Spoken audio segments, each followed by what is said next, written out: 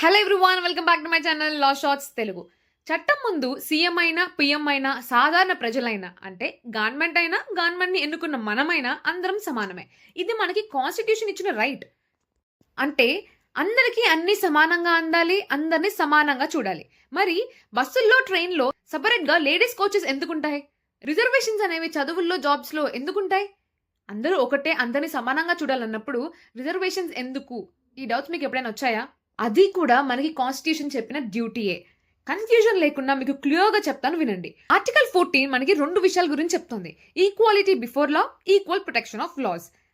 Equality before law, everyone is equal in the eyes of law. అంటే no one is above the law. ఎవరైనా సరే జాతి, మతం, కులం, ఆర్థిక పరిస్థితులు, సోషల్ స్టేటస్, ఫినాన్షియల్ స్టేటస్ ఇలాంటి వేటికి సంబంధం లేకుండా చట్టం ముందు అందరూ సమానమే అని. అలాగే ఈక్వల్ ప్రొటెక్షన్ ఆఫ్ లాస్.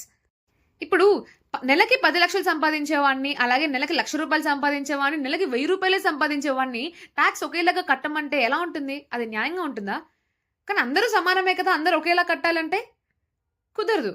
ఎందుకంటే వాళ్ళ పరిస్థితులు వేరు, ఫినాన్షియల్ గా వాళ్ళు సంపాదించే సంపాదన వేరు. ఫస్ట్ క్లాస్ వాడికి 10th క్లాస్ వాడికి ఒకే ఎగ్జామ్ పెడితే ఎలా ఉంటుంది? ఆబ్వియస్లీ 10th క్లాస్ వాడే బాగా రాస్తాడు, ఎందుకంటే తనకంటే తను ఇంకా ఎక్కువ చదువుకున్నాడు కాబట్టి. ఇదంతా కాదండి, సింపుల్ గా ఇంట్లో 2 అన్నదమ్ములు ఉన్నారు. ఒకతని వయసు 5 ఏళ్ళు అనుకోండి, ఇంకొకరికి 10 ఏళ్ళు. తల్లిదండ్రులు ఇద్దరు పిల్లల్ని ఒకేలా చూడాలని చెప్పి ఒక స్కూల్లో వేయొచ్చు, ఒకేలాంటి బట్టలు కొనివ్వచ్చు, కానీ సేమ్ అమౌంట్ ఆఫ్ ఫుడ్ పెడితే పెద్దవాడు తిన్నంతగా చిన్నపిల్లడు తినలేడు కదా, ఎందుకంటే తనకు పట్టదు. అలాగే ఈ ఈక్వల్ ప్రొటెక్షన్ ఆఫ్ లా అనే కాన్సెప్ట్ ఏం చెప్తోందంటే ప్రతి ఒక్కరికి చట్టం ముందు సమానత్వం ఉండాలి, కానీ సమాన పరిస్థితిలో ఉన్న వారికి సమాన న్యాయం ఇవ్వాలి అని.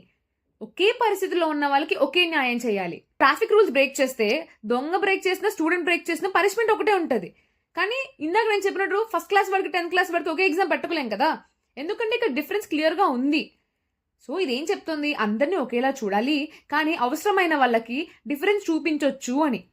మరి ఆ డిఫరెన్స్ ఏ బేసిస్ మీద చూపించాలి? ఎలాగైనా డిఫరెన్స్ చూపించవచ్చు కదా అని వదిలేస్తే చాలా అన్యాయంగా లాస్ అనేవి ఏర్పడతాయి. కాబట్టి క్లాసిఫికేషన్ చేసేటప్పుడు 2 కండిషన్స్ ని మైండ్ లో పెట్టుకోవాలి. ఒకటి, ఇంటెలిజిబుల్ డిఫరెన్షియా, అంటే there must be a clear difference between groups. అంటే ప్రతి ఒక్కరూ చట్టం ముందు సమానమే అయినప్పటికీ వేరే పరిస్థితిలో ఉన్న వారితో వేరే విధంగానే వ్యవహరించాలి అని. అది న్యాయమైన వర్గీకరణ అయి ఉండాలి. నెక్స్ట్ వన్, రేషనల్ నెక్సెస్, అంటే వాళ్ళ మధ్య ఉండే డిఫరెన్స్ ఉంటుంది కదా, ఆ difference must relate to the objective of the law. నువ్వు ఒక లా చేస్తే దానికి ఒక ఆబ్జెక్టివ్ ఉంటే ఆబ్జెక్టివ్ వల్ల డిఫరెన్స్ చెప్పించవచ్చు. అంటే ఇప్పుడు ఫర్ ఎగ్జాంపుల్ స్కాలర్షిప్ పూర్ స్టూడెంట్స్కి ఇవ్వాలి అనుకున్నారు అనుకోండి, అది న్యాయమే. కానీ స్కాలర్షిప్ ఈ ఊరు నుంచి వచ్చిన స్టూడెంట్స్కి మాత్రమే ఇవ్వాలంటే అసలు అది ఏ బేసిస్ మీద డిఫరెన్స్ చేసినట్టు? పూర్ స్టూడెంట్స్ కంటే డబ్బులు లేని వాళ్ళకి హెల్ప్ చేసినట్టు. ఈ ఊరు నుంచి వచ్చిన వాళ్ళకి ఇవ్వాలంటే అసలు ఆ డిఫరెన్స్కి రీజనే లేదు కదా, ఆర్బిట్రరీగా ఉంటుంది. సో అలాంటి డిఫరెన్సెస్ చేయకూడదు. డిఫరెన్స్ చేసినప్పుడు దానికి ఒక రీజన్ ఉండాలి, ప్రాపర్ రీజనబుల్ గా ఉండాలి, అంతేగాని ఆర్బిటరీ అంటే అన్యాయంగా అసలు ఏ రీజన్ లేకుండా ఊరికే అలా చేసేయకూడదు.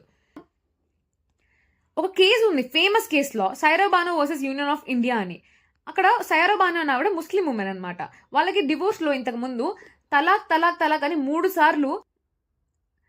సార్లు హస్బెండ్ వైఫ్ కి చెప్పేస్తే వాళ్ళకి డివోర్స్ అయిపోయినట్టే. ముందే నోటీస్ ఇవ్వడం, లేకపోతే తర్వాత సిచ్యువేషన్ ఏంటి, ఇవేమి మాట్లాడుకోవడానికి ఉండదన్నమాట. టైం మారే కొద్దీ అందరూ ఫోన్ చేసి కూడా తలాక్ తలాక్ అనేస్తున్నారు. అలా సైరోబానాకు జరిగినప్పుడు కాన్స్టిట్యూషనల్ రైట్స్, మెయిన్ గా fundamental rights article 14 and article 25 నాకు డ్యామేజ్ అయ్యాయి అని చెప్పి కోర్టులో కేసు వేసింది. దానికి సుప్రీం కోర్టు చాలా క్లియర్ గా అబ్జర్వ్ చేసి కొన్ని డిక్లరేషన్స్ తో ఒక జడ్జ్మెంట్ ఇచ్చింది. ఆ జడ్జ్మెంట్ లో ఏం చెప్పారంటే ఈ రైట్ అనేది కేవలం హస్బెండ్ కే ఉంది. ఇక్కడ ఈక్వల్ ఆపర్చునిటీ ఎక్కడుంది? మన్ కి ఉమెన్ కి, అంటే హస్బెండ్ కి వైఫ్ కి ఇక్కడ ఈక్వల్ ఛాన్సెస్ లేవు. హస్బెండ్ సింగిల్ గా ఫోన్ చేసేస్తాడు, నాకు ఇష్టం లేదు తలాక్ తలాక్ అనేస్తే డివోర్స్ అయిపోతుంది. ఇక్కడ ఉమెన్ పరిస్థితి, తనకి ఇక్కడ ఈక్వల్ ఆపర్చునిటీ లేదు కదా, right to equal complete damage అయ్యింది. ఈ లా అనేది రాంగ్ అని చెప్పి క్లియర్ గా ఆ ట్రిపుల్ తలాక్ ని బ్యాన్ చేసేసింది. ఎందుకంటే ఈక్వల్ ప్రొటెక్షన్ ఆఫ్ లాస్ అలాగే ఈక్వాలిటీ బిఫోర్ లా అన్నది ప్రతి లా ఫాలో అవ్వాల్సిన main points. So that's it guys. Equality before law, equal protection of law అనే చిన్న 2 కాన్సెప్ట్స్ ని క్లారిటీగా అర్థం చేసుకుంటే ఆర్టికల్ 14 చాలా ఈజీ.